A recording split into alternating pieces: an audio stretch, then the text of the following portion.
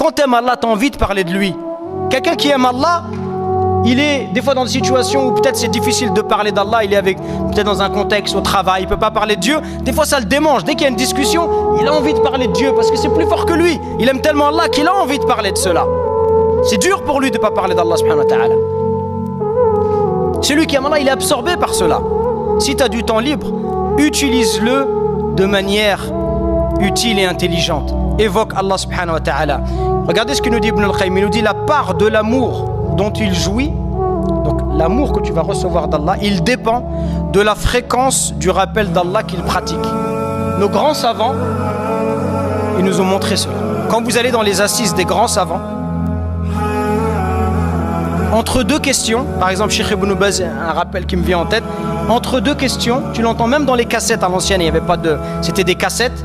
Entre deux questions, quand quelqu'un lui pose une question, tu l'entends, il est en train de faire le rappel.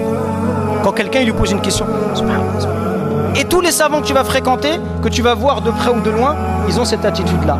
Dès qu'ils ont du temps, ils évoquent Allah subhanahu wa ta'ala. Et c'est ça qui te rapproche d'Allah. C'est normal en réalité, c'est logique. Si tu aimes Allah, tu vas l'évoquer. Si tu aimes Allah, tu vas l'évoquer.